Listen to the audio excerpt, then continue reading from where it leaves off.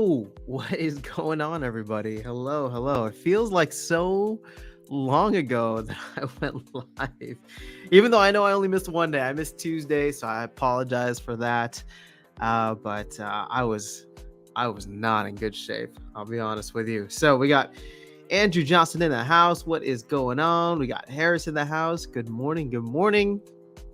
It is very good to see you guys here, and I am just glad to be able to hop in live. I don't know how long I'll go for today, but we're here now, and we're gonna have some fun while we're here. So let me just double check my DMs for a second, because I thought we might have a guest on today, but it looks like he is traveling. So we're gonna leave it for that.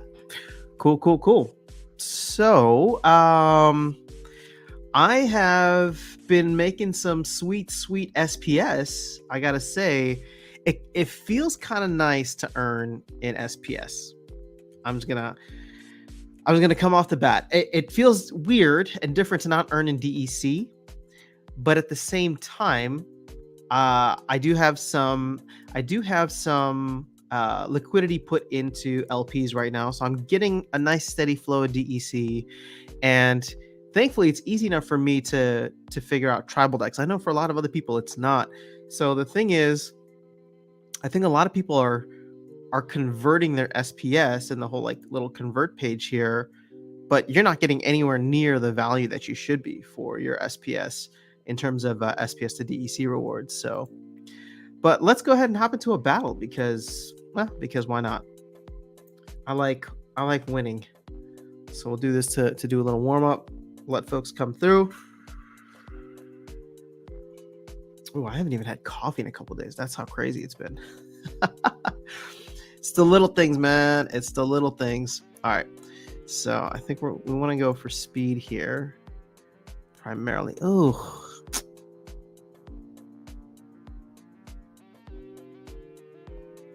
You know what? Yeah. And then we go with him. And actually, then we go with you. Man, they keep canceling my chicken rentals. I'm kind of upset about that. I need to go through and lock down these chickens.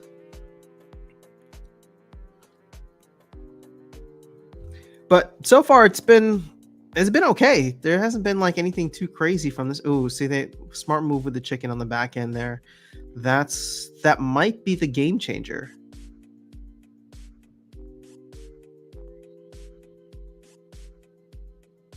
Now, huge misses. I gotta say, okay. Oh, and he stuck the poison. Well done. Beautifully done, team. All right, I think we got this one now. And then we can just bully old Venator Kinjo. Got lucky with the RNG. So I'm in gold 1.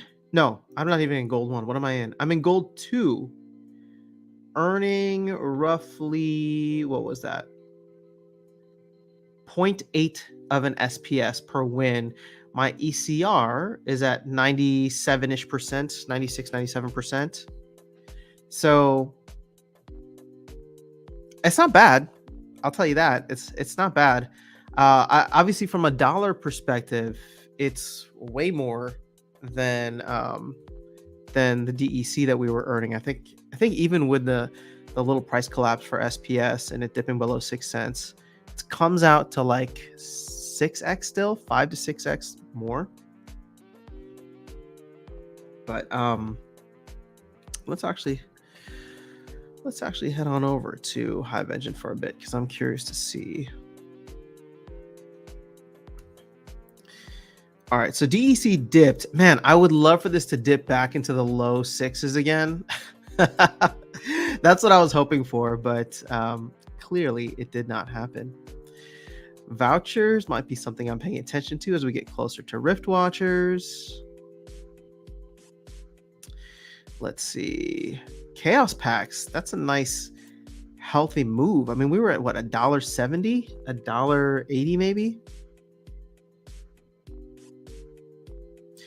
Look at these licenses. Okay, so the interesting thing here is, and they were talking about this in the oh, I don't want to log in again. How do I just get to the SPS thing? All right, hold up for a second. Ice Ninja Pro's in the house. What is going on, Ice Ninja Pro? Give me 1 second. I'm gonna hide my screen for a minute, so you're just gonna see me here. I just want to make sure, whenever you log in and stuff. Oh yeah, definitely. Okay, cool. Now we're logged in. Let's add it back. So this right here, I think SPS and DEC rewards on peak monsters. So this just has a nice aggregation of everything, from a return standpoint, right? Like what's your APR? So currently staking SPS is going to get you roughly 34%, broken down into 18.45 for SPS, 16.1 for vouchers. Now keep in mind, if vouchers spike, this goes up. This number here, the 16 goes up. 18.45, you're earning that in kind in SPS, so that's going to remain static and just go down over time as more and more SPS gets put into the system. But this 16.1 can definitely increase if vouchers do start to find themselves moving upwards. Mainly for Riftwatchers, but I think we're still a couple of weeks away from that. Although, Agrid wasn't very shy about getting everybody hyped and FOMO'd yesterday, so I don't know. That's all I'm saying. Why not? 1, 2, 3, 4. Good day, mate. I'm just gonna embarrass myself like that. Good day, mate. All right. So the PKM, what's this paying out? 47%. So that's actually average compared to everything else. SPS Ethereum still the highest, huh? 93%. That's very nice. Why do these numbers look so much lower? Hold on. Can we go to the pool page here? I didn't think they were all in the 70s already. Oh, they are 77. Fascinating. Okay. So it's really just because people don't want to deal with Ethereum, but I get it. I have some in this pool, and I'm glad that I do, just because it's still paying out kind of nicely. But it's interesting to see how much liquidity in terms of vouchers the voucher swap.hive pool has eaten up. And then these right here, I'm still surprised to see this above 40%, but I will take it. I will definitely take it. I mean, why not, right? And this is so interesting because my share is completely incorrect.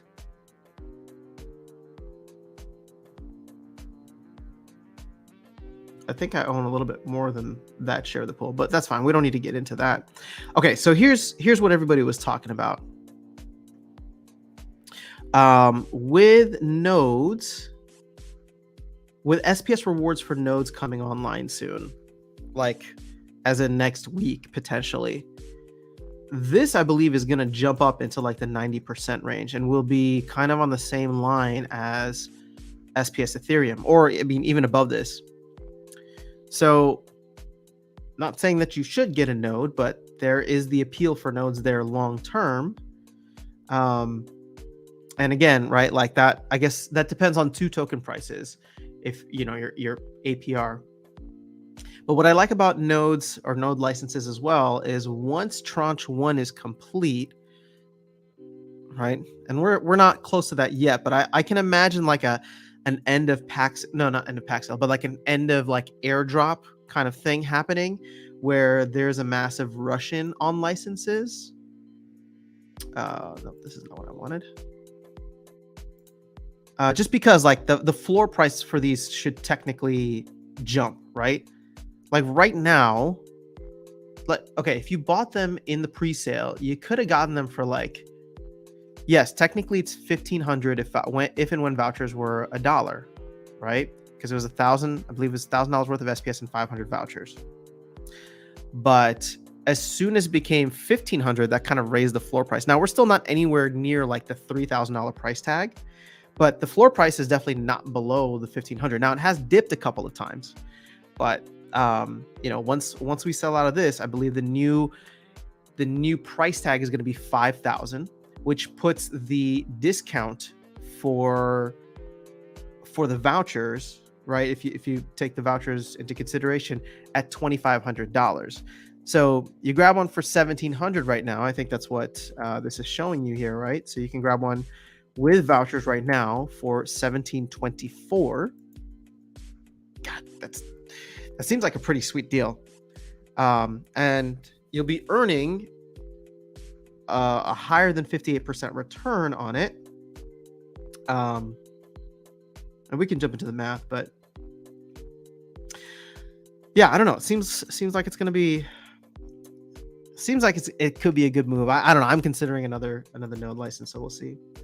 Good morning, Mark Quizman. Aramis, what's going on? KQ forever. Die ETH-based environment scaring people too. Wait, should I be scared? Because I have both in the DAI DEC pool as well as the Ethereum SPS pool. So please, I'm all in for FUD. Tell me all the FUD. And I don't mean that in a bad way. You know the lesson that I learned this past year in crypto of 2022 is to never ignore the FUD. Do your research, do it properly, because there was plenty of people being labeled FUDsters around Terra Luna and plenty of people being labeled FUDsters around Celsius. And I was listening, but I should have paid closer attention, is all I'm going to say. And I think a lot more people should have too. So Icy Flow is here. What's going on, Icy Flow? It's good to see you. Ahmed, what's happening? Good morning. I was waiting for you to hear your thoughts about the new rewards. I know. It was so sad that I didn't go live on Tuesday. I'm just like, this is like Aggrod's calling it the biggest day. You know what? Sorry, guys. I mean, I think I just like this better. It was like one of the biggest days in company history. And yeah, I was like in bed, just completely knocked out the entire day. I don't know if you can still hear it in my voice yet. Hi, Nguyen. What's going on? Hello. Ragin MT Garena. Hello. How are you? I feel like I'm seeing a lot of new faces in here. If it's your first time in a live stream, welcome and let me know. Just want to say hello. Have I checked out Splintermate yet? Oh god, they're all blending together. Is Splintermate the bot one? Splintermate? Yeah, I see Flo. I had one of the founders on the channel here to talk about the service and kind of do a little bit of a walkthrough. So I mean I haven't really used it since, just because I barely have enough to fill up one account. But seemed like they had a decent service and everything seemed organized and streamlined. What do you think of it though? I'm very curious to know, especially because bots are always a fun topic here. My guild upgrades will be on hold for a month now until members are able to unstake SPS and get DEC. Oh wow! So we're gonna have, I don't know what guild you're in again, Abed, but it sounds like we're gonna get a ton of SPS burned, or well, I guess it's not going to be burned necessarily, but I guess sold for DEC. So herein lies an interesting situation where I guess on the short term, I think it's actually, and again, I'm not a financial advisor, so let me just throw it out there. But wouldn't it make sense for, in the short term, SPS to be bearish until DEC gets back to its peg? Because as people need DEC, they're no longer getting it, but they are getting SPS. Right now, nobody's going to burn SPS because it doesn't make sense. The smarter thing to do, or financially savvy thing to do, is to go sell SPS for DEC. So doesn't that mean we're going to see downward pressure on SPS until DEC finds its way back to its peg? So we still have like a 25% run here almost. I don't know, just something to think about. It makes me feel like all the SPS that I'm getting right now, I should be selling for DEC. Just if I logically follow that to its conclusion, then I should be flipping all of my SPS to DEC if I expect this to go down in the time being. And then as soon as DEC hits its peg, buy back into SPS. Because theoretically, SPS should be lower at that point, and then I would have made a 33% return on DEC. Somebody tell me what's wrong with that thinking, because I'm still not 100%. So, I'm probably just being a little too optimistic here. I do not think it is a great change for guilds. What do you think? I think it definitely makes things more expensive for guilds. I think even though DEC was below its peg for a couple of months, starting in May through August, we already got spoiled with it after having it way above its peg, like 15x above its peg for the 9 months before that. So I think it's just the cost of doing business. As of right now, Ahmed, the thing is, it's still cheaper to level up guilds, right? You're still getting a discount on it for your guild. When DEC goes back to peg, that's when the team deems that it is worth the value, right? So this is a big reason why, for the guild that I had started way back last October, I wasn't upgrading it. I wasn't requiring anybody to upgrade it because it was so freaking expensive. And now that it's gotten a little bit cheaper, we've started to focus on it a little bit more. But yeah, I don't know. So, hi, how do we join Match Chat? I bought over 1K packs. Someone more tech savvy than me can tell you. You go to the, I think it's the registration or SM something. Oh, there's there's a bot corner. Just go to registration, and you could probably even ask within the tech support. They'll walk you through it, because I had no idea how to do all this stuff within Discord when I started, and they walked me through it. And if somebody like me can figure it out, I think you're going to be just fine.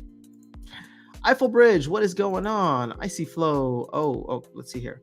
I like it. The bots outperform the free bot service I was using. My silver bots together earn more than the main before the rewards change. Very nice. Now, here's the question. I believe, if I remember correctly, they're charging $1 per month, right?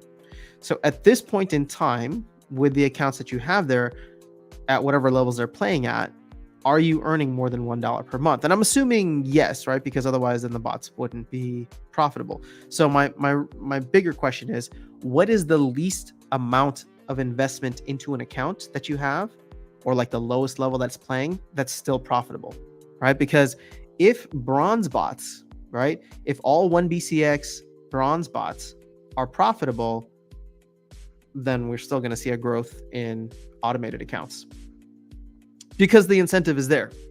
So, Raging, yes, my first time in chat, but I'm following you for months. More power. Oh, well, thank you so much. I'm glad you to connect with you here live. How long have you been in Splinterlands? Because I'm coming up to my 1 year. Is there a way to check the exact date? Oh, you know what? I can check my email. Now I'm very curious. I'm gonna find out when my Splinterlands birthday is. We're looking at last year, right? August 30th. So that is my official Splinterlands birthday. And I just have to know now, looking at the calendar, August 30th. Oh, that's next Tuesday. So we'll be streaming. Wow. Okay. That's actually kind of fun because I got the double streams on Tuesday. So I'll be doing the stream here in the morning, and then I'll have my Splinterlands TV stream in the evening. So we'll celebrate there. Or on both of those. My guild is 8th Element, FYI. All right. Very cool. Very cool. Best of luck to you. Hope to see you out on the battlefield. I forgot about Riftwatchers. Fair enough. But here's the question. Everybody here, let's do a quick poll, right? So that we can kind of see what the community pulse is. That's what I like using these conversations in the comment section for. Quick poll. How many of you are planning to bring in outside capital, meaning that you are going to bring fiat dollars and you need to turn them into SPS in order to buy Riftwatchers packs? That's the big question. If you're gonna buy SPS, or if you're gonna buy Riftwatchers with SPS that you have already, that doesn't count, because you know what? There's zero price action happening in there. Yes, we are locking up some SPS, but here's what I love about the whole burn thing and the whole Dow thing. Like, don't get me wrong, it's great, it's exciting, but burn and burning is just a marketing term.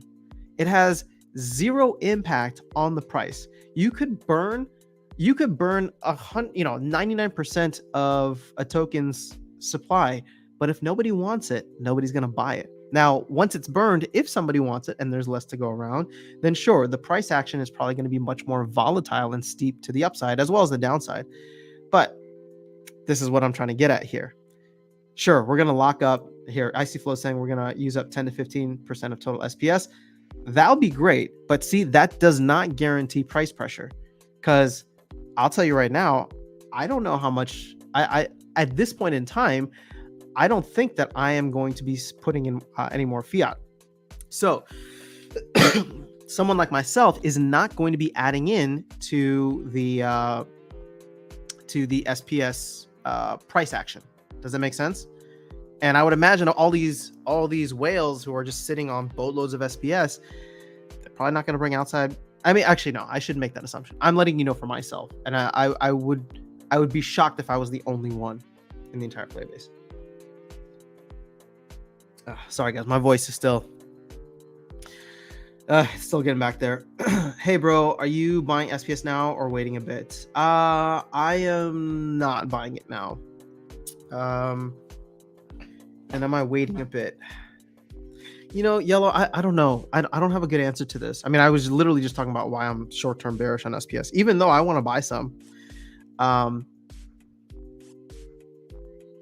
trying to think of how to best answer your question. Well, okay. The best answer to your question is, if you believe in SPS long-term, just dollar cost average, just a little bit every week and you'll be good to go. For me, I have a lot of faucets, thankfully. I bought a big stack early on, so that's just been earning through staking. I've also gone into liquidity pools, so I'm getting a good chunk from there. I have the node license. I have one license, so that those rewards will be going live in the next week or so. So I actually don't feel a need to buy at the moment, but that's just me, if that makes sense. So I'm not saying that you should or shouldn't buy it, but that's also, we don't talk about that on this channel because we don't do financial advice. But I will say that I don't know. There's a lot of exciting things for SPS, and if I was bringing outside capital as purely like an investment, I would be looking at SPS. And again, whether you buy now or if there's another dip, or especially in September, Bitcoin likes to take a little dumparoo. So that is something that I'm watching, because that's just around the corner. That could lead to better buying opportunities. So I don't really know. Supreme Victory Network, what's going on? But do your research, Yellow, and see what September normally looks like for the crypto markets. I could be wrong, but maybe you had your bets. Maybe buy a little now, buy a little later. I think all this happened to get people burn their SPS, and when Refreshers comes, no one has any SPS left, so they have to buy. Just my thought. Yeah, well, see, there's nobody should be burning any SPS right now. Like, why are you burning SPS? If anybody here is burning SPS, tell me right now. This is not to shame you, but this is to hopefully let you know that you shouldn't be burning SPS and that you can get way more for your dollar, right? I will show you right here. Sorry guys, it's gonna be a struggle today. I don't know how long I'll be able to stream, but as long as my voice can keep up, I will try my best. Check this out. You want to burn $1 worth of, actually no, not even $1 worth. You want to convert one SPS. One SPS right now is going to get you 57.55 DEC. If you just follow the steps of going out to Tribaldex, and I know Hive Engine is not Hive Engine is not necessarily the easiest for folks, but geez, I'm trying to make a point here, Tribaldex. I think If we want to put our conspiracy theory hats on, it seems as though the team has shut down Tribaldex to make sure that everybody burns their SPS. But seriously, what the hell? Tribaldex pools. All right, I don't know. We'll come back in like an hour or something, whenever that's like ready to go. Ooh, what is this? Somebody's fighting my team? Ah. I'm going to get spanked by a diamond level deck. Unless we can get a win. That'd be kind of dope. We'll see. All right, so we're at the top. But they're all leveled up compared to me.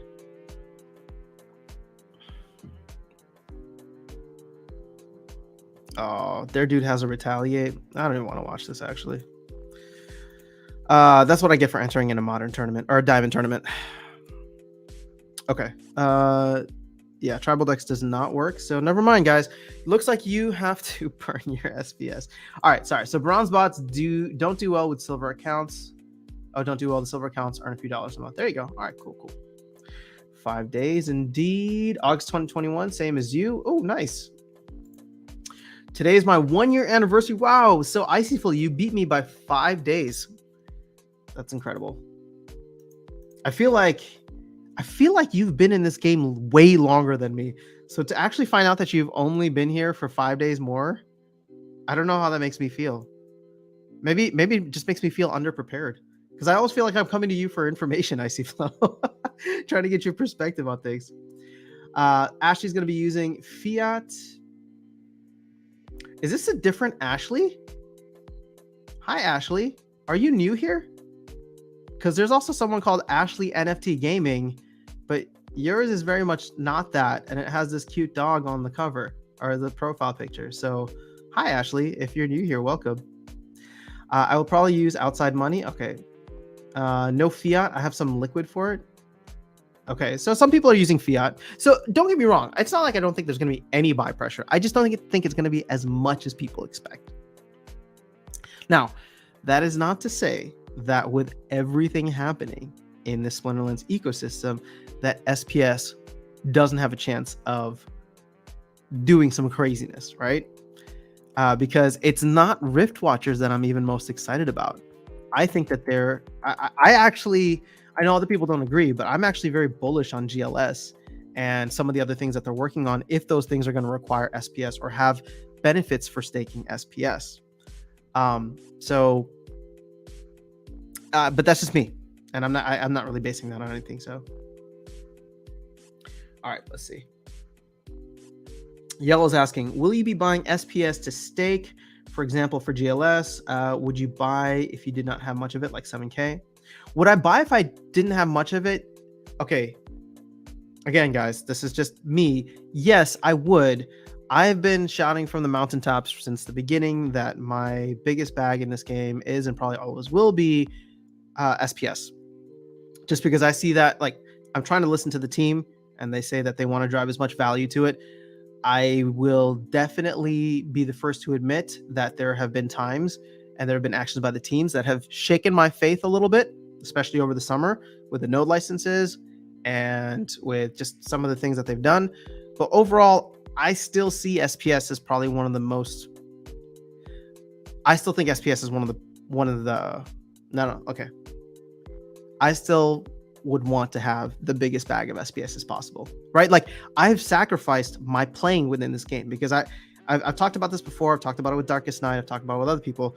Like, I could have been selling all the SPS that I've been getting over time and probably have a max deck by now, right? Or close to it, at least a max gold deck. But the problem is that I don't want to sell any of my SPS. I've only started doing that more recently. Excuse me. With like some of the LP rewards, because I'm trying to diversify, and the LP reward is something different, but I don't really count that as like an investment into SPS. That's just me trying to utilize different assets that I have and earn something on them. But yes, I do want to have as big of a bag of SPS as possible. All right, so KQ, people are already converting SPS to DEC. Can check on Splinter Card's dashboard. 68K burn so far, 6K more. All right, now I gotta ask, why is Tribaldex not working? Is this legit? I swear I was using it this morning. What? WTF? I mean, it's no, it's working here. Okay, it's working on my main computer. Okay, I have no idea why Tribaldex is not working, but this is the website that you all should be using so that you are not overpaying for your DEC. Do not burn $1 worth of SPS to get less than $1 worth of DEC. That's just not how you should be doing it, guys. You should buy SPS and get ready for Riftwatchers. Do not wait till they're out, in my opinion. Yeah, I mean, you know what's interesting, guys, is like the market is not reactive. The market is not proactive by any means. And I don't know, maybe like whales are gobbling everything up, but it's like we knew that DEC was going to be shut off. And it's like only until they said, yeah, it's going to happen this Tuesday instead of like next Tuesday, we saw a massive spike in DEC.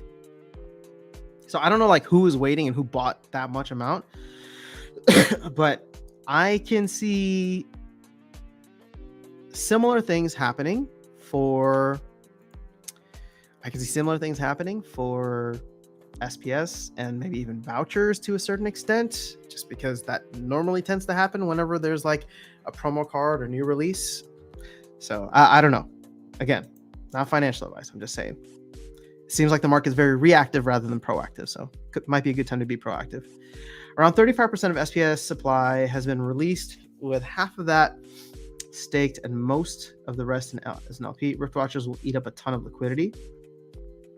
Yes, it will indeed. Well, this is why I don't think Riftwatchers alone would necessarily do it, Icy Flow, but I think people have enough of a reason to buy for other things, right? So GLS, Tower Defense, whatever undisclosed project he had, or he's been kind of hinting at.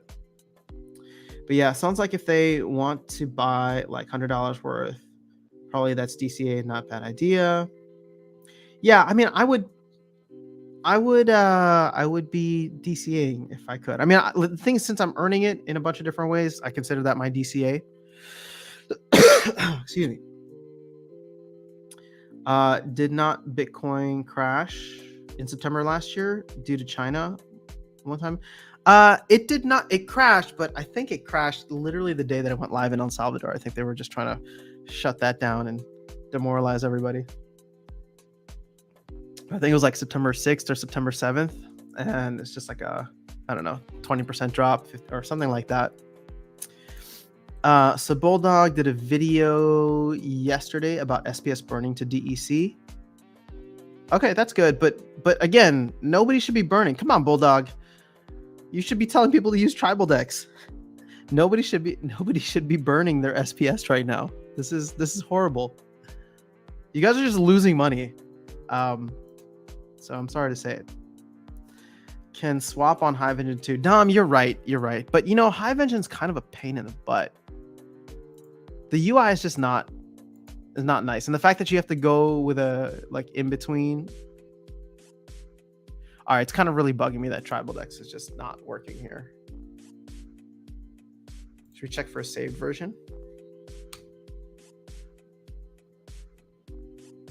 There it is. But look at this. There's like ads on it now. What the hell?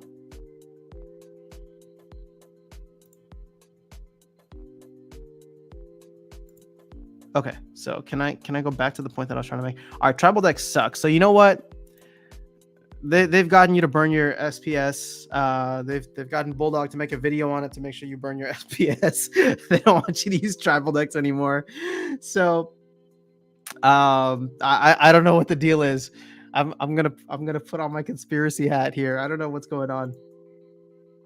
Buying DEC with fiat for guilds, smart move. You're still getting like a 30-something% discount. Sorry, that was my alt YouTube account. My bad. Oh, it's all good. It's all good, Ashley. I was just like, whoa, do we have two Ashleys playing Splinterlands? There's only room in this town for one of them. Flip some Chaos Pack. Maybe I'll use it for Riftwatchers. There you go. Man, people made a nice flip on that. If you were buying those packs at $1.70, ooh, feeling good right now, huh? If you convert SPS to DEC in Splinterlands, you will get 5,800 DEC for every 100 SPS. Other wallets will give you 7,500. Oh, there you go. Okay, that's essentially what I was trying to get at. I just wanted to do one SPS, but that's where we're going. Okay. Kraken's in the house. Hi, all. The SPL team announced on Discord there's trouble with transactions on Hive. Uh-oh. Hive network going down. Hold on, let's see here. We're aware there's an issue with SPS not staking and Hive engine transfers not going through as intended. Wait, this was like 10 hours ago. No, not 10 hours ago, like 8 hours ago. I guess I haven't resolved it though. Thank you, Kraken, for the update. Good day, Tim. Mabuhay, what's happening? Ahmed's asking, do you know when the tower defense will be launched, or is it launched and I do not know about it? It's not launched yet. So okay. I like to be as honest with you guys as I can be. And so I'm going to be honest here. I was given information about the tower defense, so I really can't speak to it anymore. All I can say is I'm really hyped for it. And whenever Hardpoint talks about it, it's going to be awesome. That's all I'm going to say. That's why I'm not trying to bring it up as much anymore, because it's like, if I can talk about things, trust me, I will. And I usually do. But yeah, some stuff was shared. So all I'm going to say is that I'm super hyped for it, and to see how passionate Hardpoint is about it is awesome, because I think that it's going to do wonders for the Splinterlands ecosystem. So I'm very bullish on the project, but in terms of like details or launch dates and stuff, I can't get into it. I just assume I don't know. And even if I did know, I don't, like, a lot of the stuff tends to change. I just hear stuff on the periphery or whatever, but it is not launched yet. I can confirm that. And so I'm surprised they didn't talk about it in the last town hall, but maybe in the next upcoming town hall, they'll discuss it. I don't know. I mean, they mentioned it briefly, but probably, you know what? It's because Hardpoint wasn't on. So, I'm sure Aggie wants to let him talk about it. Bulldog said, don't burn SPS. Okay. My man, Bulldog. There we go. He said not to do it and showed an example of trading on Hive. Oh, he did. All right. See, this is why Bulldog is the GOAT. Let's go. Guys, I was learning from Bulldog when I first came through. I'm just giving him a hard time earlier.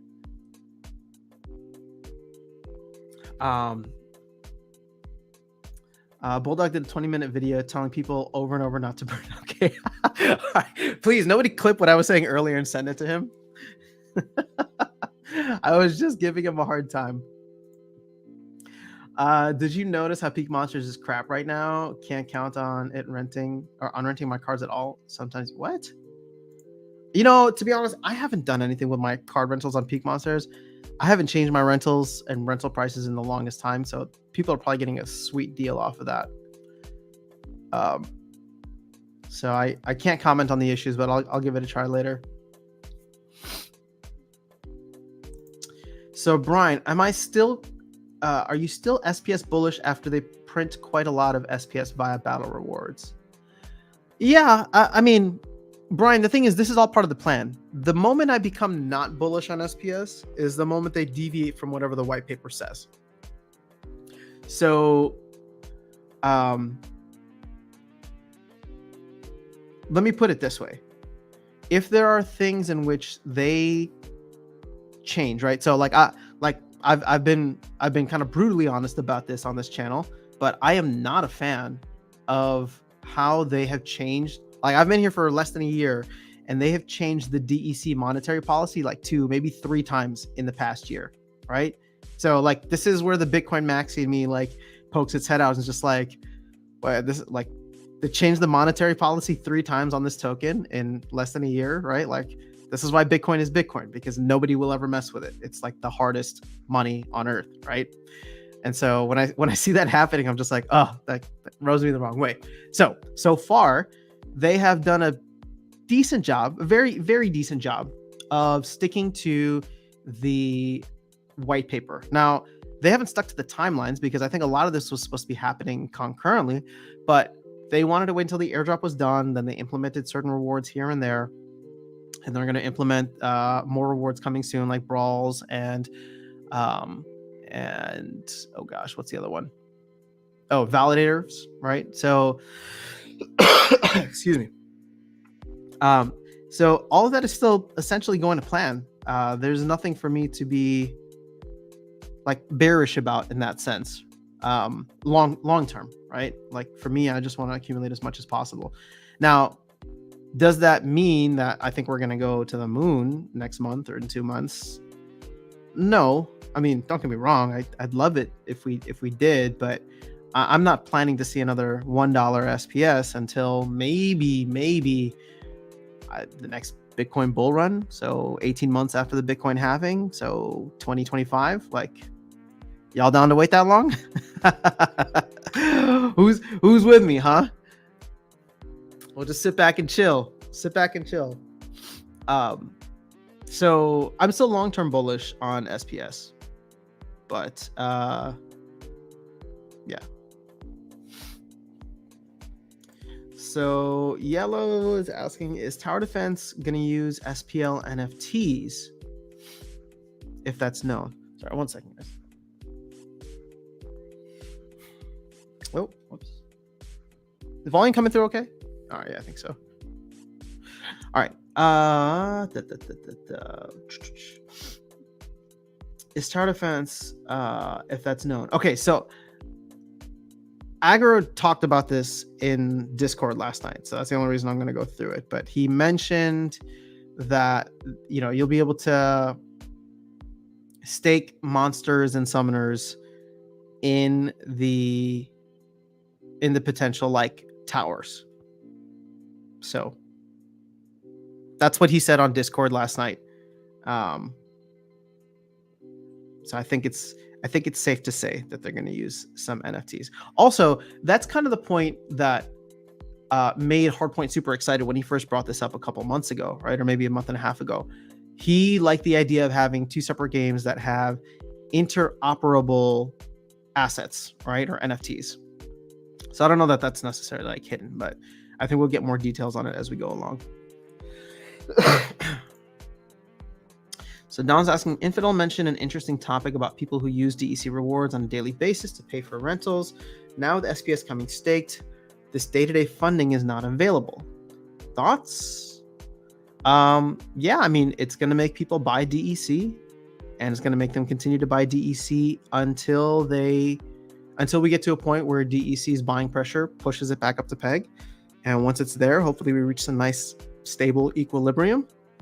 And through that, if we ever go above because demand is there, then there will be the incentive on the flip side to burn SPS and sell that DEC to get it back down to its peg value. So that's kind of the brilliant design of this. Now, again, just because something is designed in a way doesn't mean it actually works that way. We have to see how the market actually operates. But I like this, and we definitely saw to the upside the benefits within the Terra Luna ecosystem. We also saw the downside risk, but the downside risk here has been eliminated or at least mitigated due to the fact that it's not a two-way street. You can't burn DEC back for SPS. The other way to think about it too is that there are several DEC faucets, right? So actually, let's go take a look at them. I think is there 3, maybe 4. 1, 2, 3. Okay, there's 3 DEC faucets, right? Swap that Hive in DEC, and then on Binance and on Ethereum. So if you are somebody that uses or needs DEC regularly, might be worth considering being close to the faucet, right? Because then you're not having to worry about market factors and buying DEC at a high or low level. And, you know, they're paying still somewhat decently at this point in time. I'm sorry, there's 4. There's DEC SPS as well. So 2 of these are on the Hive engine, and the other 2 are on the other one. So just a thought process there. Down for anybody who needs it. Excuse me, guys. Sorry. Oh, it's already been 45 minutes. Let's go. I was telling myself, I'm like, if I can like survive a stream for an hour, I'll be happy. So as long as you guys don't mind me like coughing like this, then we can continue for a little bit at least. Okay, as you wish. I'm clipping what you said about Bulldog and sending it to him. No, dude, Bulldog's awesome. Don't try to get me on Bulldog's bad side. If you keep doing live chats till 2025, I'll be with you. Let's go, Ahmed. Oh, you got to stake monsters like on land for tower defense. Yeah. So the interesting thing is, it could be another another area that eats up cards, right? So land could be a big card sink. This could be a big card sink. And I like tower defense games, and so I've played them obsessively in the past, and so I think something that is Splinterlands themed or related is going to be kind of awesome. So, do you think of the GL Soccer Alpha NFTs as having similar value to Alphas and SPL now? Do or no? It's hard to say. It really just depends on the success of the game Yellow. But again, you have to keep in mind if they are planning to, do this on a yearly basis, for example. And I think they're planning to do something like this similarly for Splinterlands as well. I think Agrid has publicly talked about it on the Discord channel, where he wants to have instead of a 12-month release plan, instead of a 15-month release plan, it'll be a 15-month release cycle. It'll be a 12-month release cycle. Because right now, the way that they operated for Chaos Legion is they wanted to have Chaos Legion available for sale for a full year, 12 months, right? And then have a couple of months in between. And so Agrid was saying that in the future, he'd like for them to do something along the lines of a 1-year release cycle. So every year, every 12 months, the first 9 months, you have packs available for sale. And then the last 3 months of that cycle, you don't, right? So that's kind of why I'm thinking ahead here. I'm just like, okay, let's say optimistically, Agrid is right, and Chaos Legion does sell out in October, or in November, I think is what he said.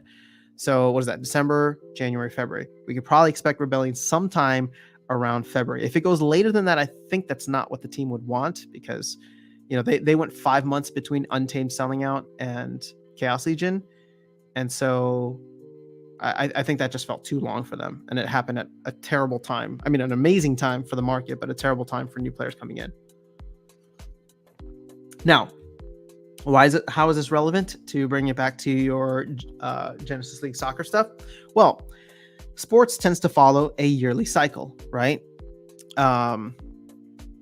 So because of that, you can have that similar kind of 9-month on, 3-month off element, or maybe it just doesn't even matter, right? Maybe there is no off period or whatever the case is, but they do release new sets every year based on that.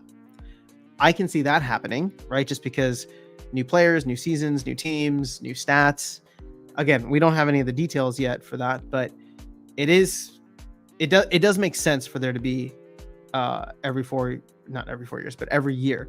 So question becomes then, if we are going to get privy to or early access to the alpha stuff or alpha NFTs, those will probably have value, but you may not be able to fully realize that value until we are a couple of sets in, right? Like, it wasn't until Untamed sold out, which was like the third major set. You had Alpha, Beta, Untamed, and then Chaos Legion rolled out, right? So we're talking about a couple of years down the road before those alphas are valuable in that sense. And again, this game could be completely different. Maybe they have a different way to retire cards. Maybe land is introduced way earlier in that game than it is here.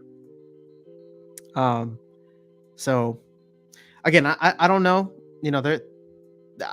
I do believe that GLS is going to be a fundamentally different game.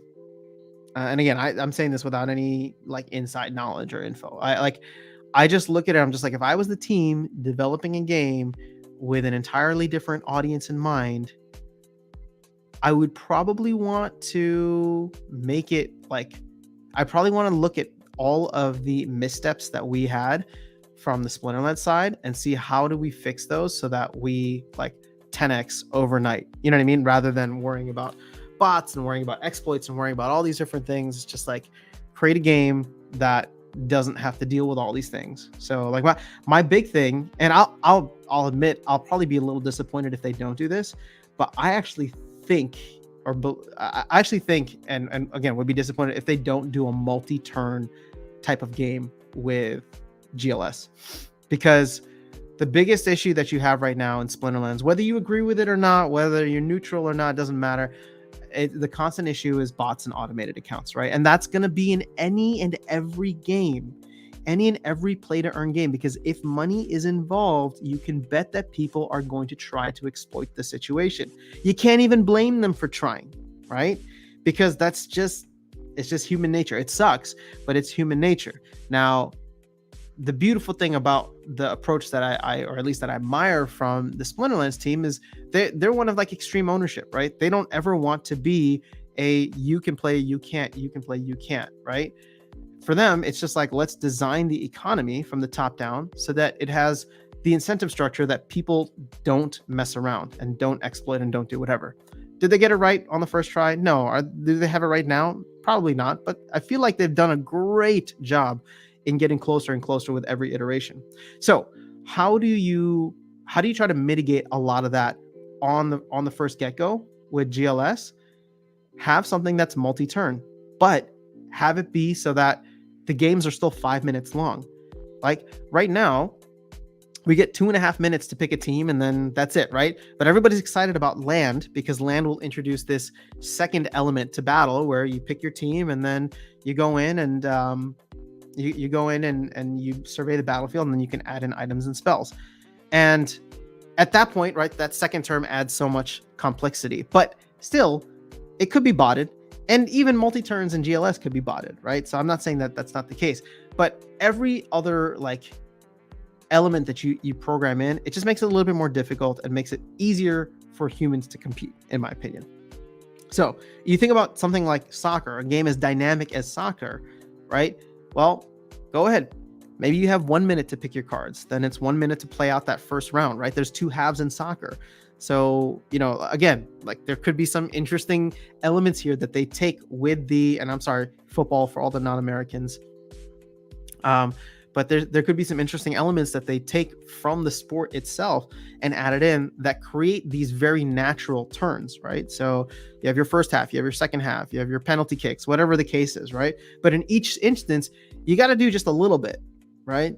Maybe you rearrange a card, maybe you add in a new one, maybe whatever the case is.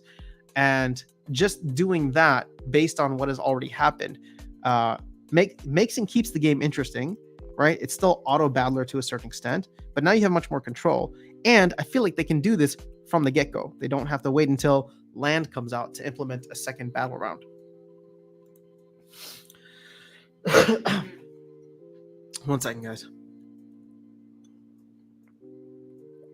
All right. So I've been saying I like to get my DEC for rentals through buying low and selling high in the market. Savvy investor, you do you, brother. If you can do it that way, go for it. Calculation pack sales have slowed down a bunch after DEC pushed up. Yes. Looks like the wait for next summer will be a bit longer. Yeah, I feel like Aggie's trying to FOMO everybody into these packs, but it's just like, oh, these packs just got like 40% more expensive. So I don't think it's going to happen as soon as, I mean, what was my prediction? I think I said end of August, right? So I have like a week left. What's August 31st is next Wednesday. I mean, I don't think I'm going to make my prediction anymore unless we see a whale come in and buy. Like, let me put it this way. If we want to talk about packs for a minute here, if we want to talk about packs for a minute, I still maintain that once we get to 9.85 million, right? So 150K away, I still think we can start to see the snowball effect go into effect right there, right? Or start at that point. Because we saw it at around like a little bit before the 8.9 million, right? I think it was like 8 point, well, whatever it was. It was a little bit more than 100,000 packs. Whereas here, since people know that's coming, I wonder if people will then begin to try to front run it to a certain extent. And so I'm willing to stretch it out to 150K, which means that right now we are about 125K away from that mark. So I haven't been tracking how much have been sold over the last couple of days, but if we are still doing that 10K packs or so per day, that leaves us with about 12 days to get to that 9.85 million, at which point, it could take anywhere from 24, 36, 48, 72 hours to do that final 150K. So it could still happen within the next 2 weeks, but, remains to be seen. Now, if there's another major dip, then I wonder if people will come in and buy packs, right? If there's another major DEC dip. But the thing is, the incentive to buy packs isn't necessarily there. Maybe if you're flipping, maybe if you find like a good arbitrage on that. But a lot of times if like DEC, like here's the thing, if DEC falls back down to, we'll just say like 0.006 or whatever, or what is it right now? Let's go check. Okay, it's 7.7. So check this, right? Like, if it were to fall to 0.00066, for example, a lot of people might buy it because you buy it at 0.66 and all of a sudden, even if it just makes its way back up to 0.77, if you aped into it with some good cash, that's like a 15% gain. Like, and you know that it's coming, right? And if you held a little bit longer, you might even be able to get more out of that, because long term, you believe that this thing can and will go back to its peg. Now, the reason I guess I'm not surprised to see a lot of the volatility happening here is simply due to the fact that there's still so much DEC out there. And I don't think it's gotten eaten up in the way that people were expecting it to. So,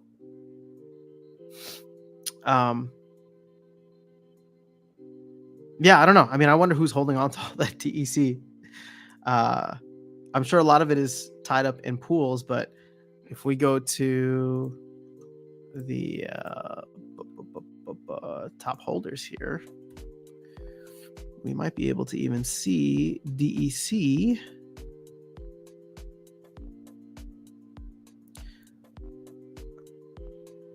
I mean, look at some of these guys with like 9-10 million.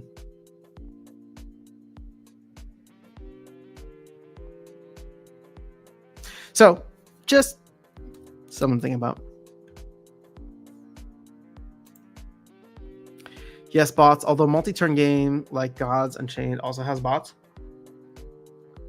Yeah, Yellow, I'm not saying that this is going to solve the bot, issue that a lot of people take with the game. But the thing is, I'm asking this genuinely, like, are people complaining about bots in Gods Unchained the way that they do in Splinterlands?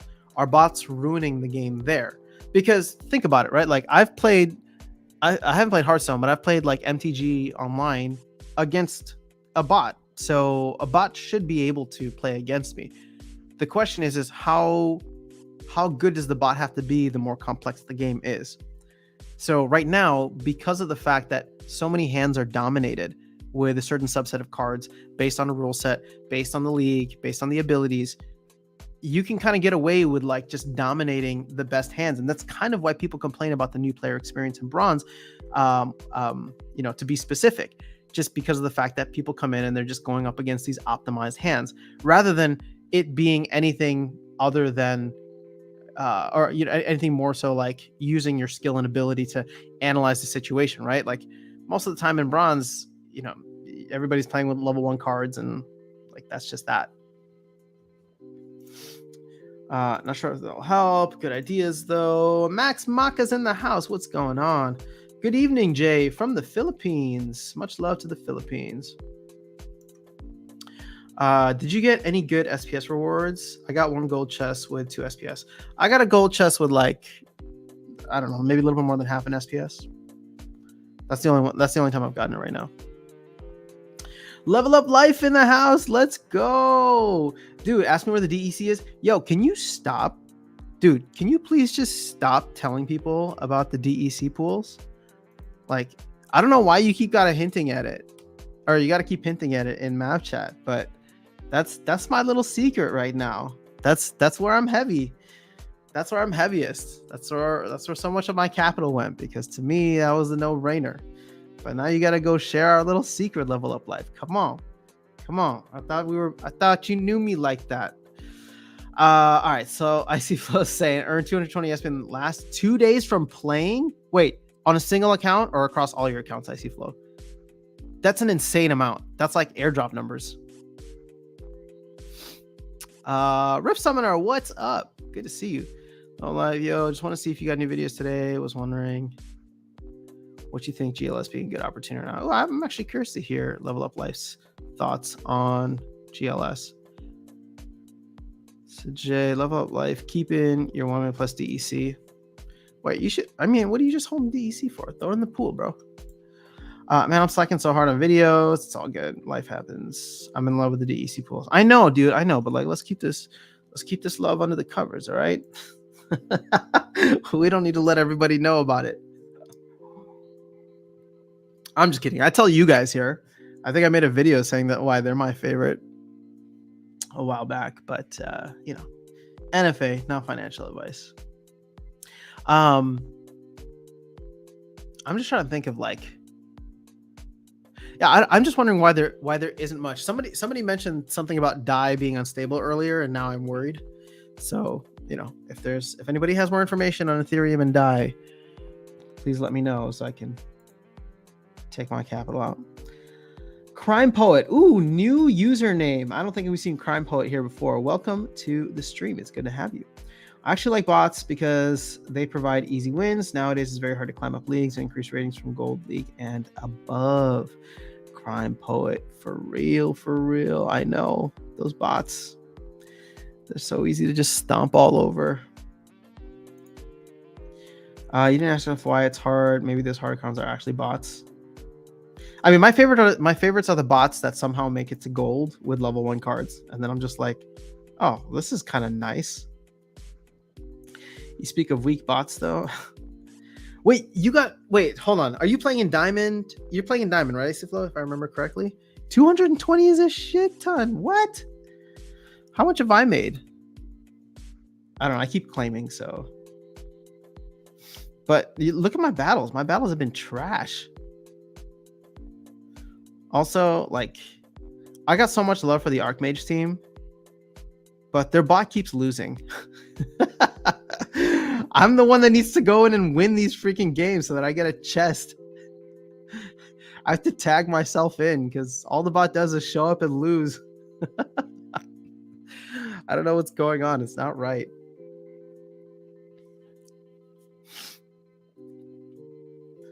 Must have bitten OP chest. Oh, maybe.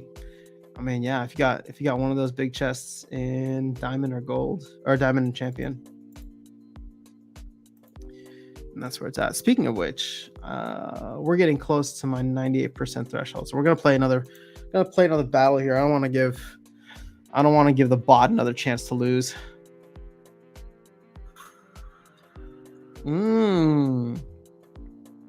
Interesting. Oh man, I cannot wait for Yasik. This would be such a fun rule set with Yasik. With Pierce. Ooh wee.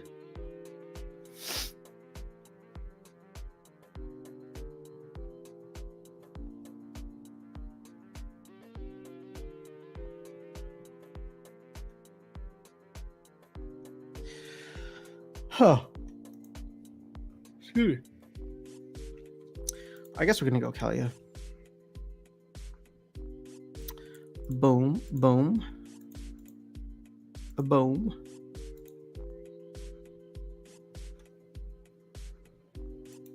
I guess we can go with you. You know what?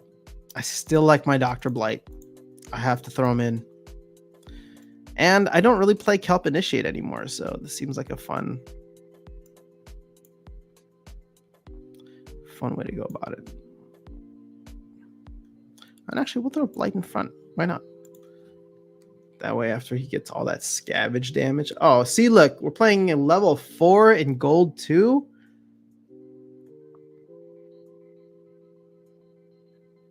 Well, if we lose this, then it'll just be embarrassing, but hopefully that's not the case. Oh, I knew she was going to get dead. Oh, clutch. Oh my gosh, she didn't even survive one turn.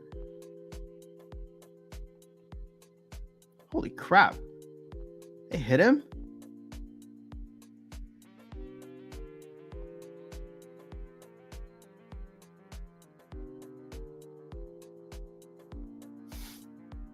Okay. That's a good sign. Oh, clutch double miss right there. Ouch. That hurt. But now he dead. And now we're going to go on a rampage mode. Let's go. Trample that. All right. Should be game. GG's. Okay. So I'm on a decent win streak. So it's plus 15. Focus cards are 10. I don't even know what my focus is. Isn't it, guys, isn't the new focus thing the best?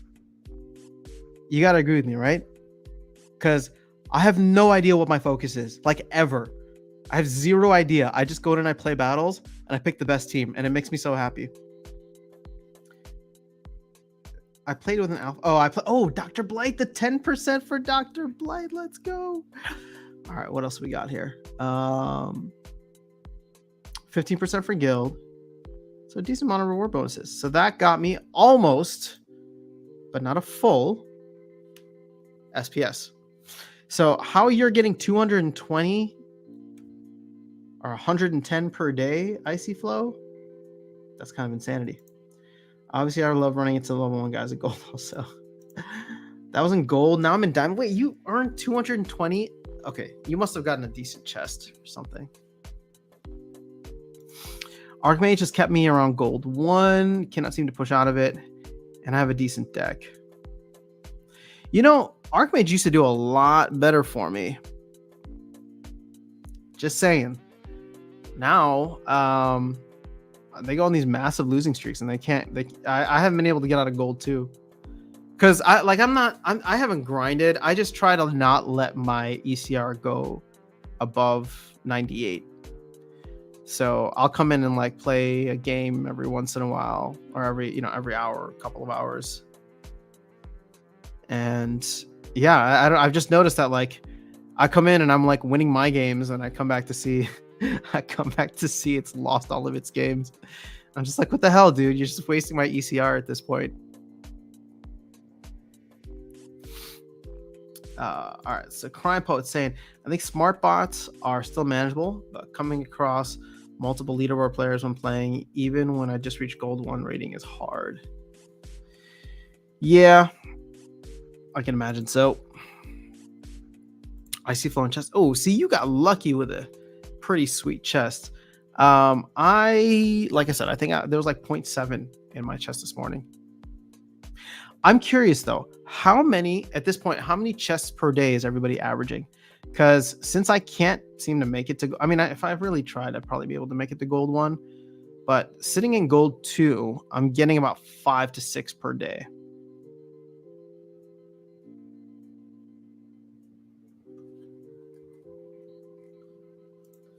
$20 a day from ranked wins. You know what? Actually, Icy Flow, sorry, the math is starting to make a little bit more sense for me now, especially if you're playing in gold 1. Because if I'm making 0.9 in gold 2, or close to 0.9, what was this one here? 0.8. Yeah, I could easily be making 1 per win. And if you do 20 battles a day, or 20 to 30 battles, and you got a decent win rate, I can see that. Maybe I should just do a little grind session now. Try to make our way to gold 1. How far are we? 2,500. All right. Screw it. Let's make a push. We're just hanging out anyway, aren't we? Boom, boom, boom.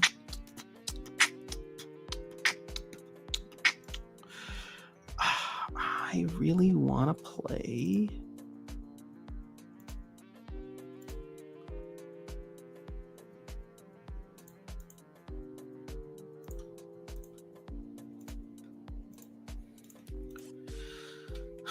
Boom, boom, boom, boom. Oh, see, I need my chicken.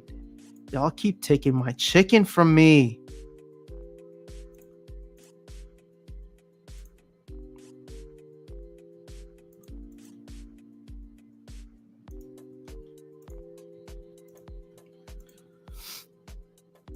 $31 DEC.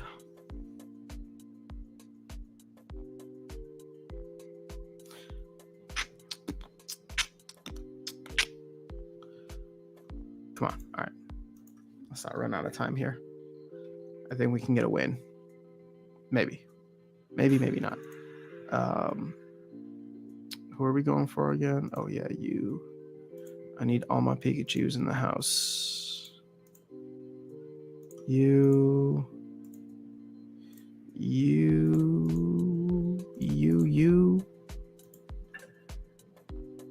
Oh, there we go. Boom, boom. All right, cool. Oh, yeah, we got plenty of time. All right, let's see how this rolls. I'll catch up on chat in a quick moment after this battle. We'll be right with you after these words from our sponsors. Okay. We planned for this. Guys. Clutch.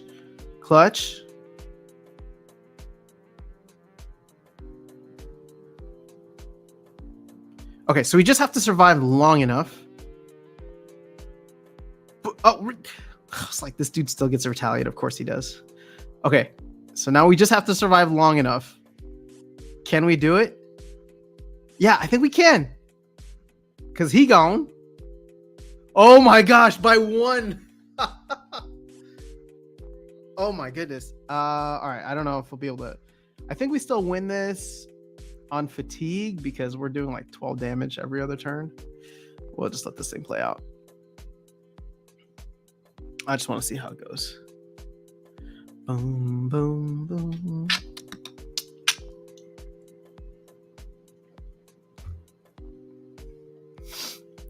So how much damage is he taking? 14? 16 per turn. Okay, yeah. So we're not getting anywhere with this. But where things could get interesting is once we get a little fatigue. Boom, boom. Plus the earthquake. Boom, boom. Okay, so maybe not this turn, but maybe next turn.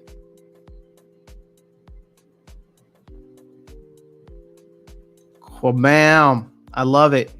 All right, so what did that take us to? 8.84. Gosh, Uriel is such a G. Really the only recharge monster that's like OP. 10 to 12. Okay. Oh, 10 to 12 wins. Gotcha. So Kraken, I'm getting something similar to gold, about 6. Gold 3, about 6. Today I got 9 at gold 1.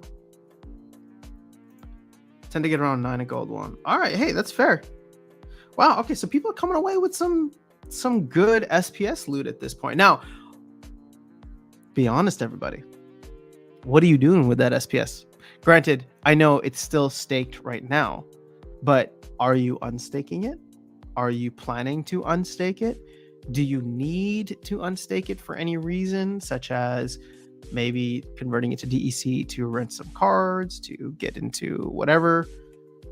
Or are you just going to hang on to it for now? What's going on, Wibble? It's good to see you here. Crime Poet, 6 to 10 in gold, but I was in wild. Should I be playing in modern? Because I'm playing in wild right now. And I know I always complain about wild, and yet here I am still doing it. But you know what? I can't find anybody in modern. At least that's how it was like beginning of the season for some reason. Okay, we're on a massive win streak right now. And I know massive isn't really whatever, but we'll go for one more. I mean, we'll go until we lose. And then after we lose, we'll seek vengeance. Boom, boom, boom.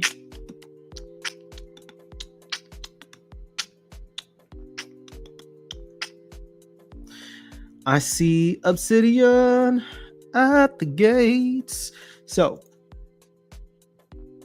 I am going to assume, and you know what happens when we assume, but I'm going to assume that they are going to go magic heavy.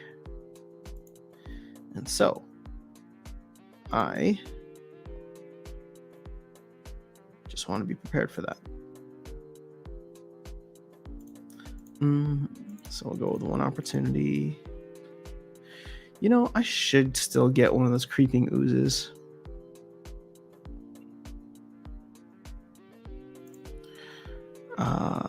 Let's roll with you right there. Come on. Come on. Hit me with that magic spam. Hit me with that magic spam. Yeah, yeah. All right. So while that's loading, let me catch up on some of the chat here. So Crime Poet saying 10 to 12 at silver, around 75% ECR. Holy crap, you're earning a lot for silver. Seems like you get more SPS in Wild, getting approximately 0.7 per win after having a 50% bonus in Gold 1. Why is Wild better? Didn't we all assume that Modern was going to be less crowded? ECR is at 95% as well. Oh, snap.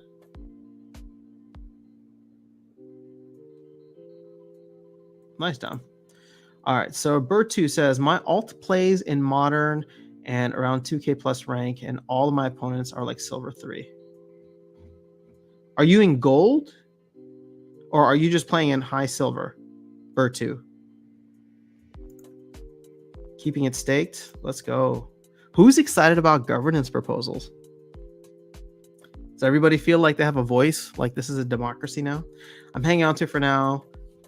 Excuse me. I had what little I already have completely unstaked. Liquid for whatever comes. Okay, cool. So rewards stay staked for now. We'll be on staking every month. Would rather keep it liquid until we have it staked to earn. Interesting. Okay. Fair enough. Oh, they did not hit me with that magic spam. But come on, there's got to be some magic. There's got to be some magic lady in there. All right. Her. Done. Can we kill her first try? No, I don't think so.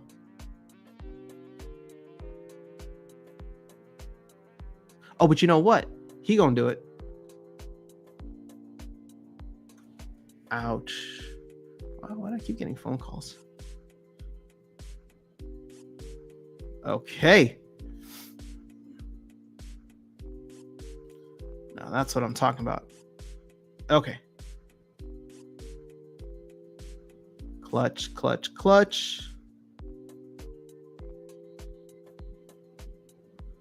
Okay, let's take out their opportunity person. Very nice. And now we've taken out this person, so... Oh, huge miss! And Uriel with a big smackdown in your face. Clutch. Game, set, match. So even though they didn't go for it.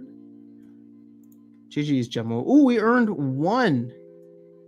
I think it's my first time earning more than 1 SPS. What was this? 1, 2, 3, 4, 5, 6 game win streak.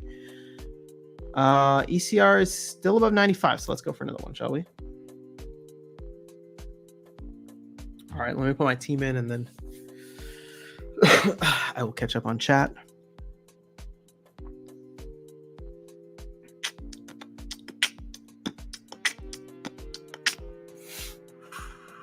Aw, I hate these rules heads. Back to basics. Boo. Boo. Okay, well, I guess we're just gonna roll with it. So,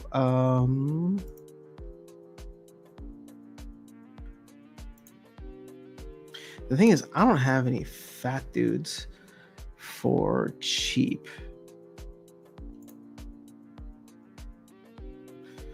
But I still feel like this is the best route to go. Like, I suppose I can do these two guys. Oh, but then, you know what? Oh, no legendaries either. Okay, you know, like maybe... Okay, so like we take him out and we do him for 3. But then what other 3 mana guys do we have that can actually like deliver a hit?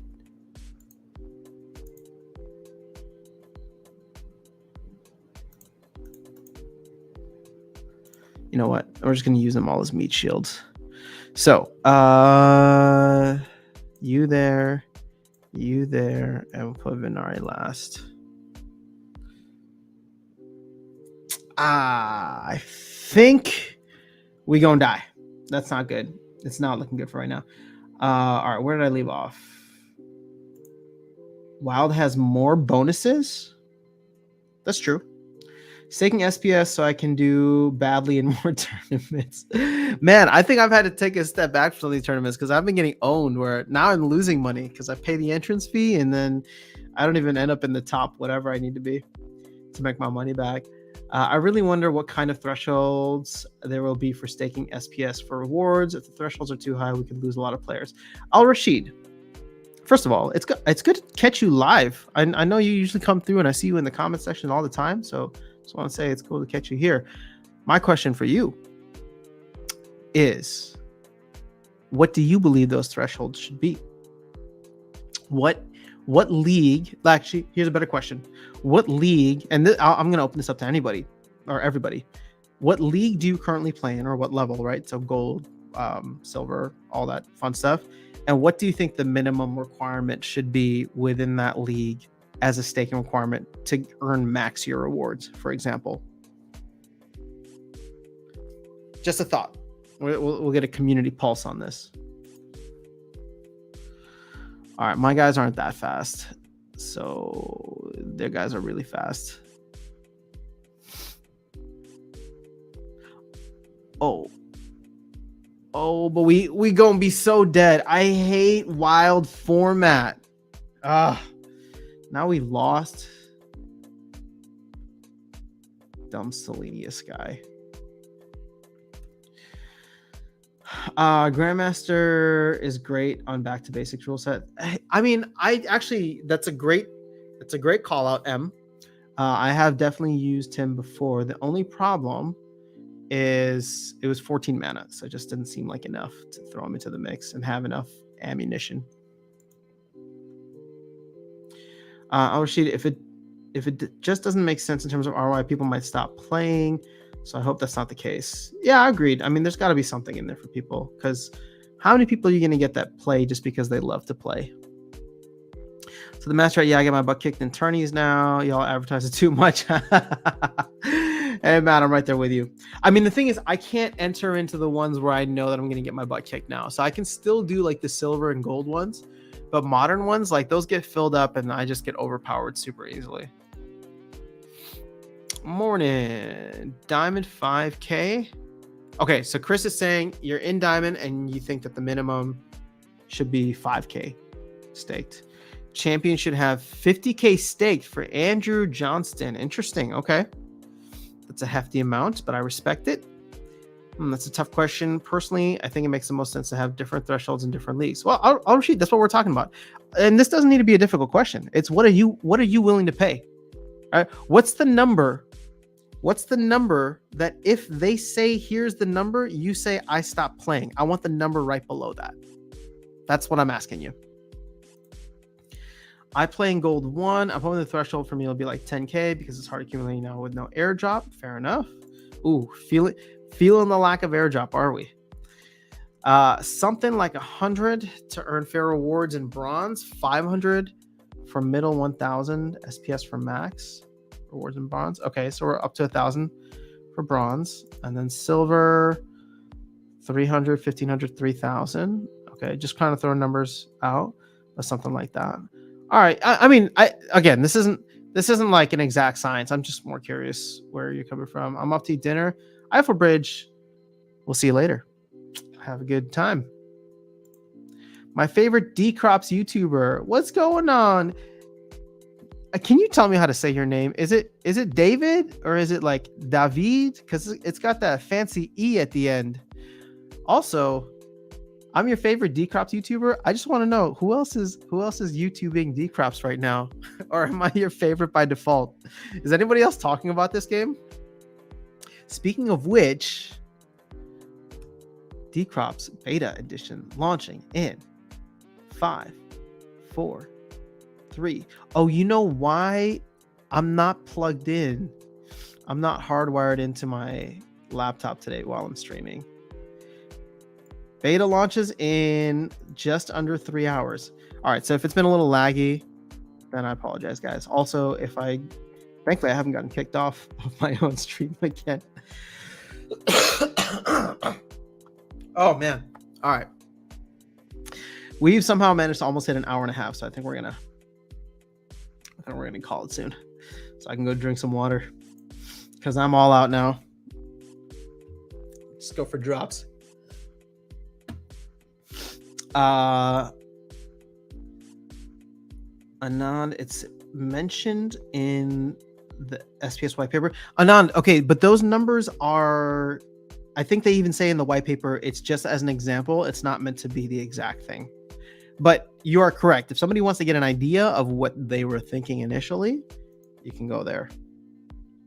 So JV Valenciano, I believe it's better to have a percentage bonus on the rewards based on SPS staked. That's fair. But I wonder, does that I feel like that decreases the base level of the reward pool then, right? Because if a lot of that is going to be paid out as bonuses now, the more bonuses you add, the lower the base layer needs to go. But I get where you're coming from. Al Rashid, I'm silver. I have 3,000. If I get bad rewards and I require 10k SPS stake to earn the same rewards or barely more, it would not be nearly worth my time. You know what I'm excited about here though? Because like, I don't have a bunch of cards, I don't have a bunch of whatever, but I do have SPS. And if I can find a way where I get to like stake that on other people, especially if they're like good players. So therefore it's like I get a return on investment, but also you get to like maximize your rewards. That could be a good time. Oh, we could have some fun. Just saying. Diamond 50k, Icy Flow. I feel like Diamond 50k and Champion 100k are probably not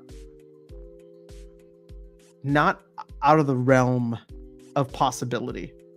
Mainly because it's like if you got a champion level deck, you should be like heavily staked into this game, but Chris West, I feel players should invest more in owned decked than staked SPS for max reward. That's a fair point. I mean, also, what if you don't care about the governance? It's just like, what if you like the game, but you're like, yeah, I'm going to leave the decision up to others. I just like playing the game.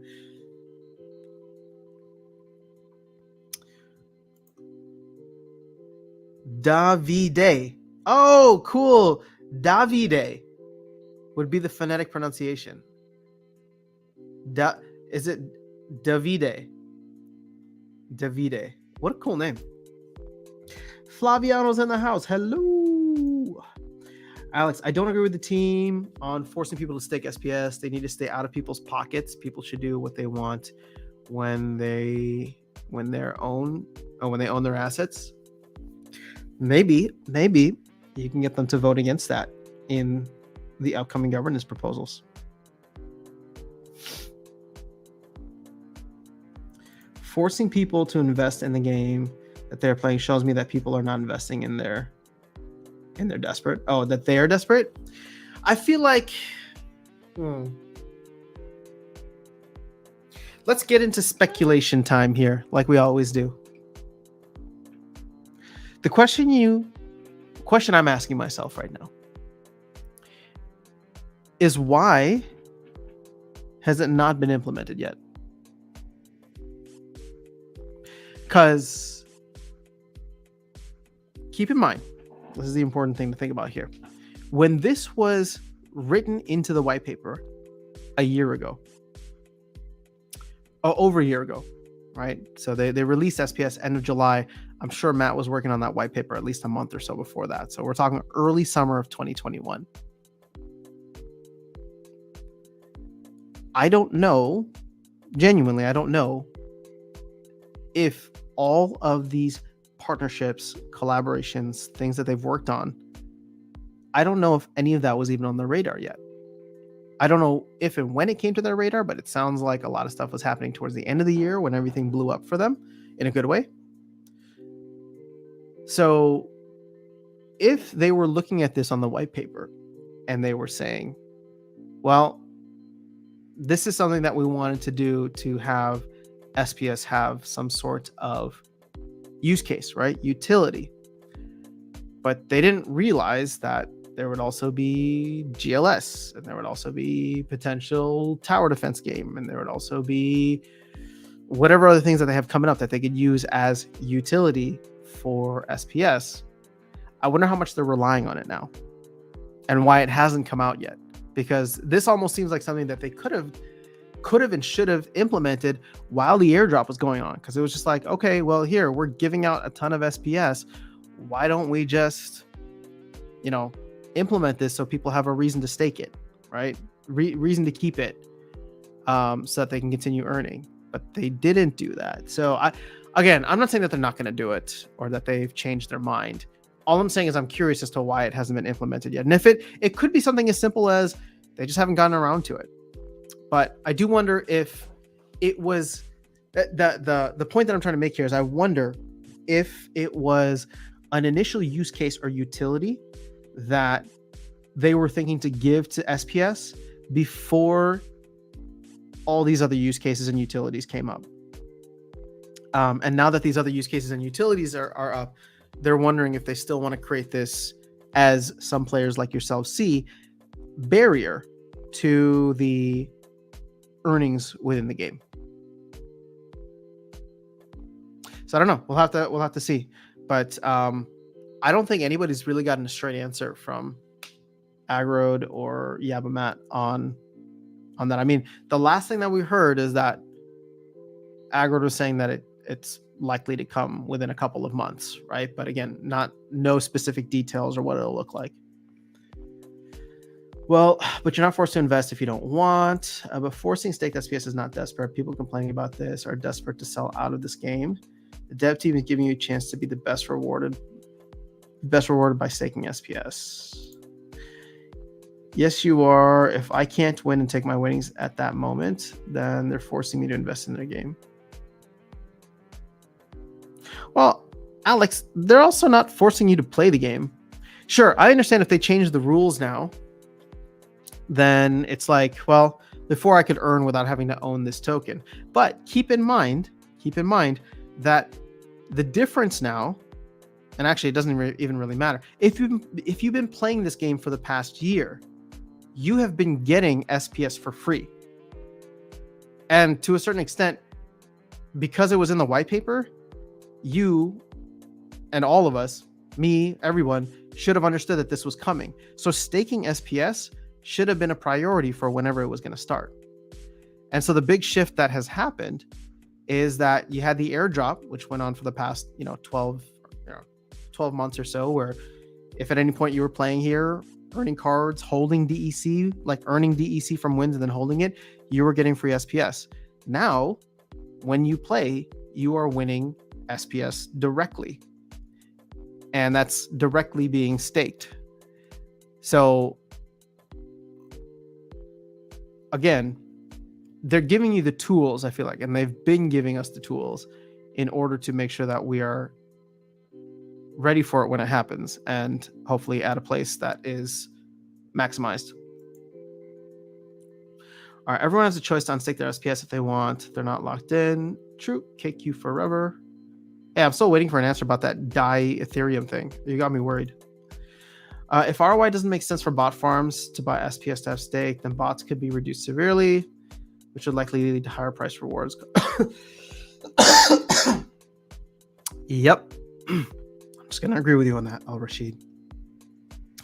So I should be trying to get my rewards cards now. But I don't even have all of my chaos cards. It's so sad. I want to invest in this game. All right, I'm sorry, guys. I keep getting phone calls too. So I want to invest in this game. So I don't think I'm against it. I just don't agree. And that's fair. Alex, I didn't take it as you being against the game. I think that there definitely should be places that we can fundamentally disagree. And I'm not even saying that I disagree with you, right? I'm just saying that's just like, well, we knew this was coming. So when it gets implemented, and maybe this is something that we should table for when we get the actual details on it, because I wonder, what if they make it very affordable? Because I don't know how this scales up. So for example, like, what if it's just like you have to have 1,000 SPS staked? I think 1,000 is attainable for a lot of people. And I know I'm trying to be cognizant and respectful of the fact that people come from all different walks of life, but it's also not 10,000 or 50,000 or 100,000, right? It's 1,000, and depending on like whatever league you're in. I mean, look, Icy Flow's been playing for a couple of days in Diamond and has already earned a good amount, a good chunk, right? So I guess it all just depends on what it ends up looking like. Discussing Splinterlands is saying it could cause problems to have fixed numbers of SPS staked for each league. If the price of SPS shoots up, new players will never get out of bronze. And this is okay. So going back to the scalability, this is why I wonder if this model or this idea of theirs is just broken from the get-go, right? Because how is this scalable? I'm gonna try and do some quick math here. What's an attainable number? We'll just say 1,000, right? You got 3 billion divided by 1,000. That means that if you wanted every player in here, every active player, to be earning the maximum amount, they would have to, there could only be a max of 3 million players, which sounds like a lot, right? Sure, sounds like a lot. But what happens if we were to up that to 10,000, right? Well, all of a sudden now we can only have 300,000 players playing with the max amount of SPS staked for rewards. So there doesn't seem to be a scalability element to this. So again, I just don't know. I don't know what it's going to look like once it's implemented. But is this same barrier going to be in every game from now on? I have no idea, Chris. Then your perception of the moment is off. It's a different asset. It's staked SPS. You're being rewarded and not DEC. They mentioned they modeled SPS validator as per Hive mechanics. So why is SPS fully staked rather than 50% staked and 50% liquid?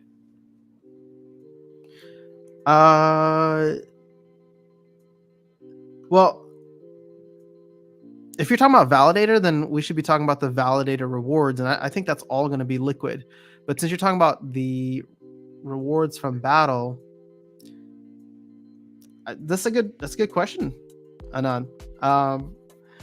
I would assume, and that's all we're doing here. I'm just assuming that this is really done in a way to mitigate downward sell pressure by not having it immediately available for people to sell. Like there has to be this patience element, and you need to actually plan ahead to sell out of it. Is it frustrating for people who need that capital or want that capital right away and want to cash out?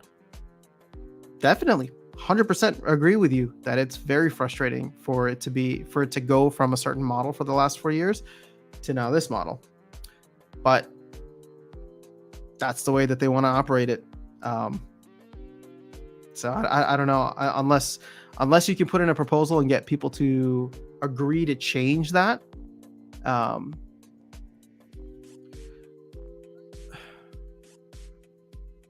on, guys.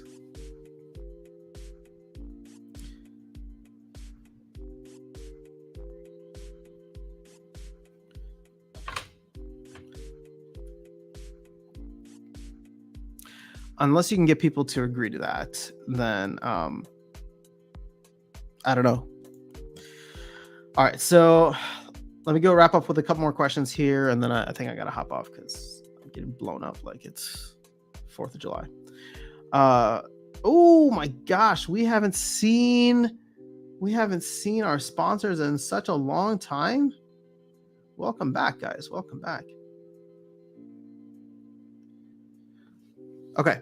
I see the staking more as a way to protect the players that do believe in the game, keeping the money in the ecosystem the best way they can. They obviously want you to play and enjoy the game. It's just a smart business model. Well, here, the way that again, Matt, I mean, I agree with you to a certain extent. And I mean, I think that's a great way to look at it. They're giving this to you. they're giving it to you staked while also telling you that you're going to get a lot of awesome stuff from staking your SPS. So it's like, here, we're doing the difficult thing of like putting it here for you so that you can get more out of this. And maybe taking that agency away from people, maybe taking that choice away from people is not the way that they should have gone. And I'm sure many people feel that way. But I mean, I don't know. The new moment for your reward then is when you unstake, not when it's first assigned to your account. It's just perception because it's different asset. So Alex, I'm not looking at it as me per se. I mean, I stay SPS. I believe in the game. And I'm looking at it as if I was just starting to play now. I would have been a little bit more frustrated. You know, Alex, this is a good point. I would actually be curious to know what is this looking like? Is there anybody who just started this game like a month ago or within the last couple of weeks?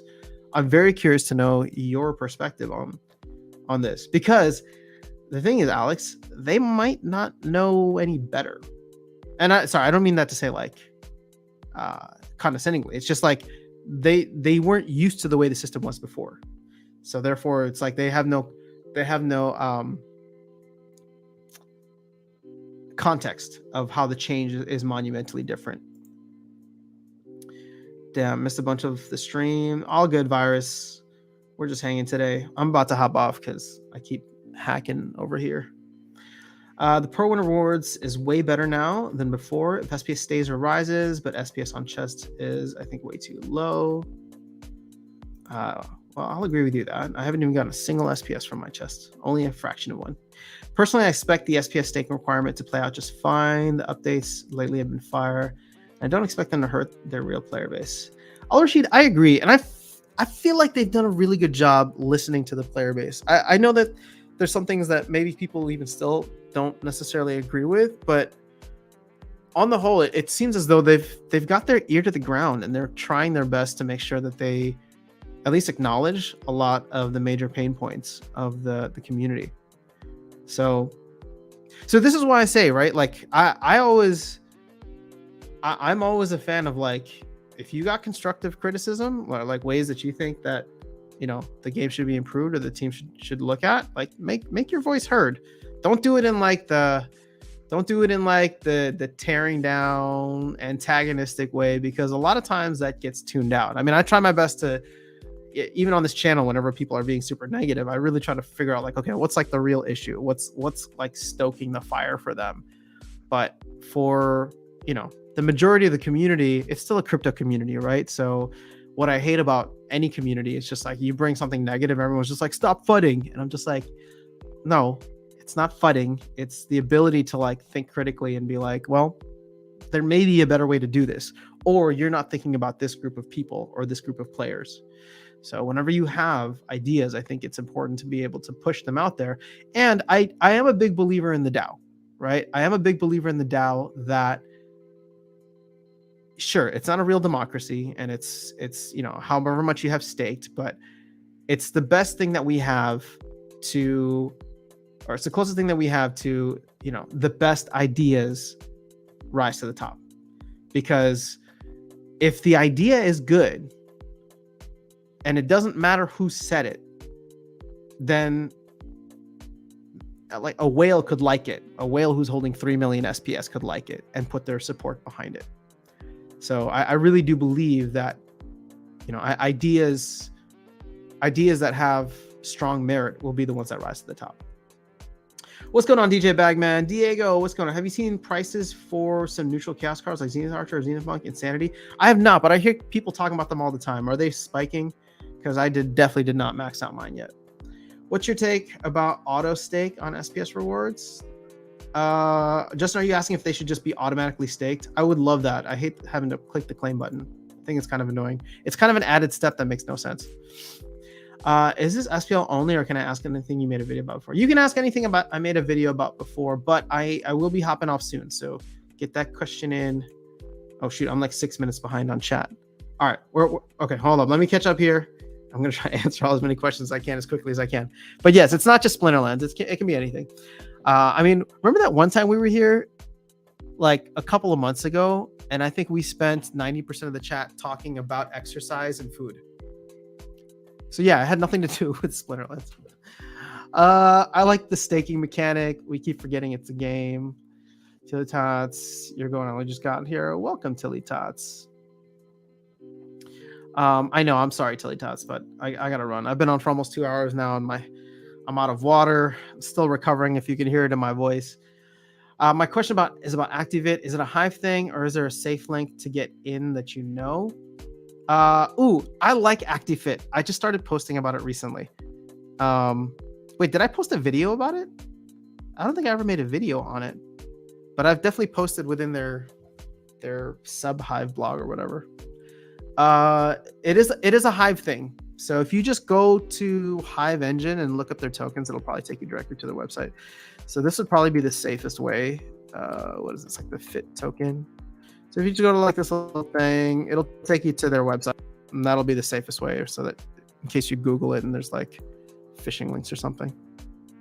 But you should be able to log in, I think, with your Hive keychain. And I did download the app. The app worked somewhat flawlessly for me to be able to sync up my steps and do my updates. I'm collecting Splinterlands plushies, so when you go to the big event in Vegas, bring you back some plushies. Oh, I don't have any, but maybe I should get some. I'm off to work now. You have a go on. All right. Thanks so much, Matt. Have a good one at work. Appreciate you. Aggie just updated Hive Engine for mobile. Saw the Peak D post. Ooh, let's go. All right. Alex, you have Yoda and Kitty. No, I did not. Weird said he'd pick me up one at the show. Nice. I'm not against staking. I also understand why they're doing it. Just 100% might be too much. 20% liquid will be good, so people can rent. Anand, I'm actually thinking that that's not a terrible idea either. So again, if you can get enough people behind this and push for a proposal, or have the team put a proposal out there, again, it's just, you have to be persistent with these types of things so that they know that this is what the community really wants. DAOs are inherently whale food. Good morning, crypto boys and ghouls. I've got my coffee ready. I have my ears peeled. Oh man, the party just started with Tales from the Cryptmancer. Tales from the Cryptmancer, you should go live right now because I'm about to hop off. Words of wisdom on criticism. I know you're off soon. Take care, mate. Have a good day. Al Rashid, it's good to chat with you. I'll catch up with you soon. Not up to much after sound, just browsing Hive blocks and learning. There's so much cool stuff on Hive, DJ Bagman. I'm having fun. Threads, I spend way too much time on Threads, but I also realize that I'm making significant money there. And when I say significant, sorry, it's not significant. I'm making like, I don't know, 10 to 20 cents per day, but it's like Twitter. So I'm literally just having conversations with people and posting stuff, and it feels like I'm getting paid for just being on Twitter. But it's also such a great way to learn about Hive. So if you're learning if you just like to throw stuff out into the ether and ask, how does stuff like this happen within Hive? Or what's a cool project in Hive that does this? Like, people respond to you, and then sometimes they'll vote on your posts. So again, I'm not doing it because it's like financially, the ROI is great. It's just kind of a nice thing because it was a great way for me to explore more of Hive, connect with other people across the Hive ecosystem, not just Splinterlands related and not just PTE or gaming related, right? It's just a bunch of different things. So it's been fun connecting with them. And then, you know, if you post something funny or cool or informative or whatever, or you have people that vote on your post, and it's just like posting on the blog or posting a blog on PTE or something. So it starts to add up after a while. Ears peeled. Oh, yes, that's a shot at me. Fair enough. Guys, I'm not 100%. You got to forgive me. As long as Tesla stock goes up, everyone will be rich. Bad timing. Awesome, still learning. Yep, you were talking about fasting. What are we talking about here? Oh, we were talking about fasting. Yeah, fasting, food. That was interesting conversation. I realized we were on for like an hour and a half. We hadn't even talked about Splinterlands yet. But that's what this is. We're all just real people interested in real things. Most of the time that has to do with this game. Sometimes it just has to do with life. All right, so DJ Bagman, thank you a lot for the gift on my last stream. So I was in a little shock about what was going on. Oh, DJ Bagman with the generosity. Amazing. No worries. I've slept since then. I have no idea what I said. GG and Brawls, by the way. Oh, you crushed me, didn't you, Virus? I won't count this as a win since you weren't feeling 100%. Virus, you know what? I got laughed at by my guild because I did so terribly that brawl. I think I went 1-6. So I don't know how much I can lean into this whole being sick thing, but it was a terrible showing. So GG's, well done. I hope you earned a lot of merits. You're out of RC. Oh yeah, threads will take up a ton of RC, that's for sure. Hello, good to see you well enough doing this live. Yeah, I know. You know, Yuki, I thought that I was only going to come on for an hour. It's like I told myself I'm just going to come on for an hour, but yet here we are approaching 2 hours, and it's just because I love chatting with you guys. But I am going to hop off now.